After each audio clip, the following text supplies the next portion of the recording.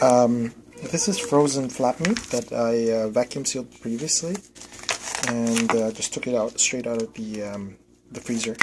I went ahead and pre-filled my this is a Cambro water bath polycarbonate container, and then I actually have 2 of them already in here. Okay, so 2 of the flat meats that I portioned. I'm planning to eat this later tonight, so I'm just going to go ahead and start this and maybe do like a 4-hour run. You can see that the water level isn't pretty high yet. It's just a bit above minimum, so I'm just going to be adding a bit more water. The best thing to do is really just take warm water. Saves you the trouble of the Anova having to heat it up. Okay, so you just make sure that everything is properly submerged. And the second thing, of course, is to make sure that you have the minimum water. You can see over there. If you can, you can see up there on the top. That's the max, and the minimum is below water right now. Okay, give me a second. I'll be right back. Okay, I'm back. Basically, what I did is I just secured the Anova on the back as usual, and then plugged in the cord. So the next step is there's a button in the back, which I'm going to go press. It's here a little bit on the top, and then just turn it on. You can see the unit will power on. Okay, and then you just set the temperature. I'm going to go 135, which is between medium rare and rare, and then you just hit power. And that'll confirm the temperature, and then you just hit start to start. Okay, you can hear the machine turn on. You can see the water is circulating. I'm just going to push it a little bit down, a little bit more, so that the tips of the plastic bag don't end up blocking the circulation. Circulation is important. That's how they maintain the temperature. Okay, so you can see the water moving there.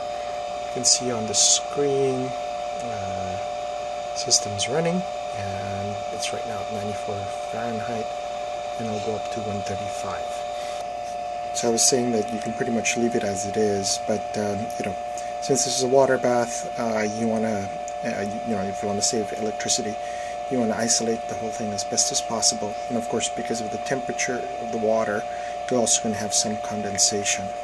So I took a Anova lid, cut it out. It doesn't look very pretty, and I actually first only had a hole, but I cut it all the way out so that I don't need to disassemble the unit in order to pull the lid on and off. It's very helpful to be able to pull the lid on and off.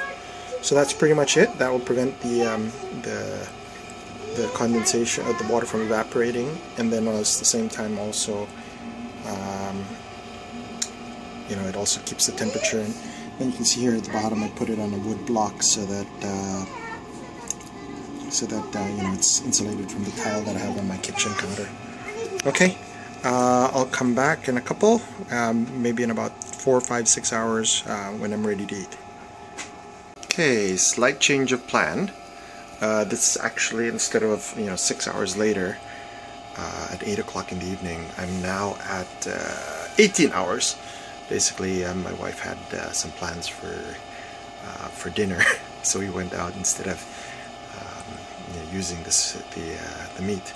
So basically, 18 hours later should actually be better. That's one of the beauties of this sous vide, is that you can just leave it longer so long as you don't go over too long, like, I don't know, 48 hours or something. Though I don't know that some people do slow cook. Anyway, we've decided that we're gonna have steak for breakfast. So I'm gonna go ahead and take one out. Basically pop the lid off. Okay. See, this is the reason why I cut it in the back, so that you can just slip it off there. Whoop. Always watch out for the condensation. You can see there's a lot of water on the lid. It tends to drip. And I'm just going to take one bag out. Ooh, look at that nice color. Very unappetizing. Okay, so just put it down, let it drip a little bit, and then I'm going to go cut the bag. Close this. You can see there's still a second piece in here. I'm going to do this for lunch, so maybe a little bit later depending on how I feel. Uh-oh, looks like there's slight coloration, so one of the bags might be dripping a little bit, but that could be this one. It doesn't seal too well. Anyway, might not be a big problem, but we'll see. So close this one up. Yeah, I can see that one has less juice. This one has more juice. Anyway, shouldn't be a big deal. I've had that before. And then I'm going to cut it up and dry the meat. So you open the bag, you can see the meat in here. It's like super unappetizing. First thing to do is you pull it out. This is actually flat meat. I remember telling you yesterday. Drip it a little bit. You can use the sauce, the water, the juice for sauce. But basically, you put it on a, you want to dry it off first before you sear it. So, very wet. Okay, and then I'll show you a picture of it in a second after I've dried it down a little bit.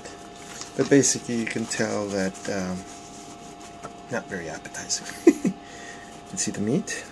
It has a very ugly color, and I think what I basically have here is I folded the flat meat into half. I'm not going to go and unfold it, but I'm just going to go ahead and sear it on a cast iron for about a minute per side. Okay, I'm back. You can see the meat. The next step is really to brown the meat, make it a little bit more appetizing from what it looks currently. So I have my trusty cast iron skillet. The important thing here is you use, you can see that the oil that I'm using is starting to evaporate, so you can see those wisps of smoke. I'm using avocado oil, and I have to do this pretty quickly. Let me just go ahead and take the meat, trusty tongs, okay, and then start searing it. I'm basically going to sear it for about a minute on each side. You want to use a high temperature oil, like for example, in my case, I'm using avocado oil, which goes up to 500 Fahrenheit. You can also do, what do you call this? Sorry, hold on for a second. You can also do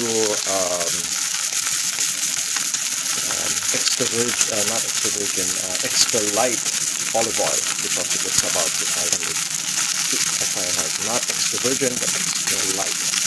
So all you're doing here is you're just searing the two sides of the steak for about a minute each side. You don't want to do this too long. It's really just to get the nice browning that you're used to on this steak. So one side will flip it out over in about a couple more seconds. I'm winging it a little bit because I never use my phone, which I'm using for my camera to do the timer. And I should be good in another 10-20 seconds. So just leave it on one side. You can see a lot of the smoke happening.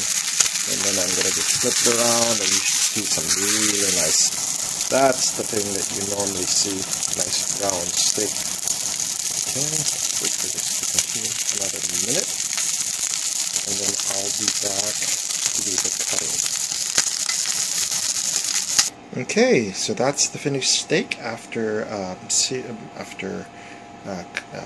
searing it for 1 minute on each side. Let me go ahead and start the cutting, and you'll see that basically the inside is perfectly cooked. Okay, so I just went ahead and started cutting the steak into strips, and as you can see, the outside we browned it a little bit so that it doesn't look as unappetizing when it came out of the bag. But you can see here the steak is very nice and perfectly cooked. So this is medium rare. I personally would have preferred to have it a little bit more red, but you know, could have been because of the bag water, I'm not sure. But basically you play around with your temperature settings and eventually you'll get the exact consistency you want. But this is perfect, right? And how does it taste? Super tender. I think this is USDA choice, not prime. So you can see the grain of the meat is a little bit more rough, but nice and soft. You just season the steak with Montreal steak mix. Yeah, pretty sure the kids will love it, and I should stop talking with my mouth full. Okay, That's just a demonstration of using my Anova Sous Vide machine on a Cambro. I think this is a 12 quart, no, an 8 quart cube, and getting great steak.